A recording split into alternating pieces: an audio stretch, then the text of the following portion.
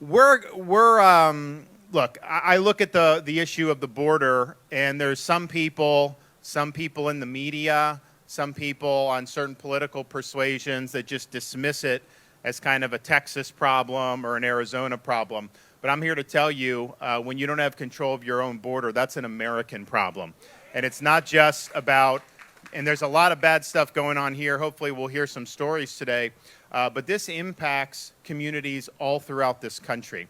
And I can tell you it impacts Florida because we, like every single state in this country, have seen an increase in fentanyl overdose deaths over these last 3 or 4 years, but particularly over the last 2 years. And that means that these are mothers that are losing kids as a result of what's being brought across the border. Obviously, you guys see it the most, which is the sheer number of people. But even in communities far away from here, you have thousands of illegal aliens that will show up. What does that do for medical care? What does that do for education? What does that do for criminal justice? All these different things that it imposes serious burdens on community when you don't have control over who's coming in and out of your country. And nobody knows who's coming in. When I was here, so we've sent people to Texas on 2 occasions. We did in 2021 with the initial Biden surge because of his failed policies. And I went down there, and people act like it's people coming, that these are Mexicans coming in. I didn't see a single Mexican coming in, but there were people from halfway around the world coming through on this southern border because they know all you got to do is show up on the border and you're going to get a ticket to come into the interior of the United States.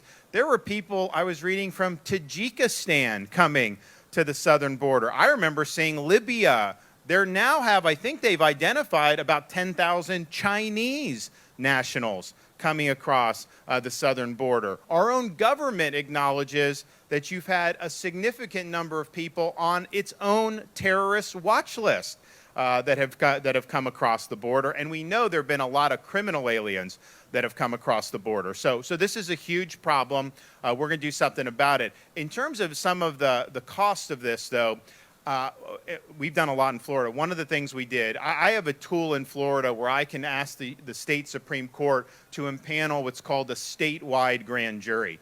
And basically, it's a grand jury that has wide investigatory power. It can do criminal indictments and things like that, but even short of that, it can subpoena, it can get documents, and it can issue reports. And so we did one about illegal immigration, and particularly about people being brought into the state of Florida, because a lot of this stuff is coordinated with non-governmental organizations and other types of people that are basically working in concert to evade immigration laws. And they were able to get a lot of evidence. They produced some reports. They're going to do more.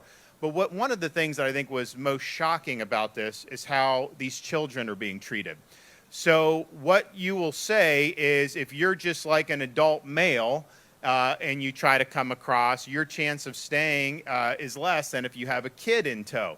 And so what they do is they identified a bunch of examples of this, but there's just one example. There was a lady from, I think, Honduras. She had 4 kids, and she wanted to come, to the United States. And there were these other men who wanted to come to the United States. All of them had been deported at least once, some multiple times.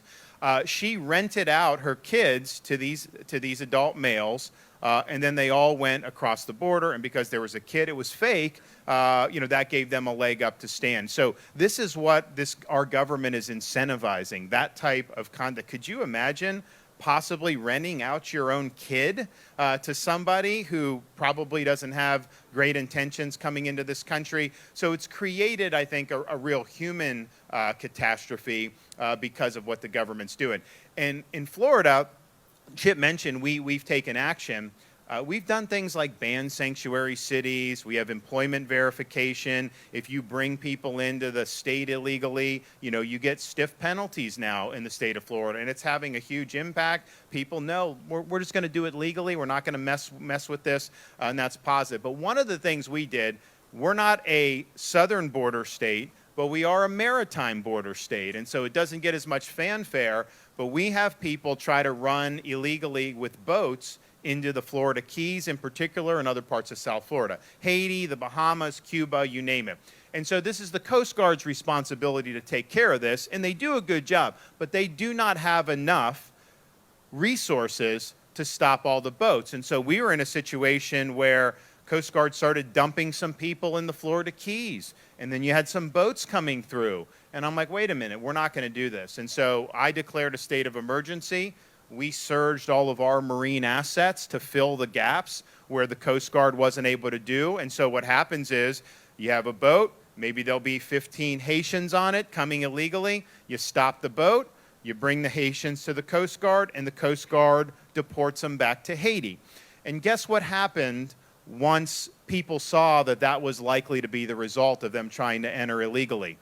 The number of boats plummeted that were trying to even come in the first place. Why would you want to get into a ragtag vessel, go hundreds of miles potentially in very hostile waters sometimes, knowing that the only thing that's going to happen to you is you're going to go right back where you started from? People aren't going to do that. And the same principle applies here at the southern border. If they come and know what'll be happen is they'll get a sheet of paper saying come up for a court date in 3 years and just go enjoy the United States, well, then they're going to do that. If they come and if they're denied entry or if they're immediately repatriated, well, guess what? People are not going to want to mess with this. They're not going to pay some coyote thousands of dollars to be able to do it because they know the United States enforces its laws, and that's just the way it is. So we have to reestablish the rule of law in this country. We have to make sure that people understand that there's a sanction to violating the law. We also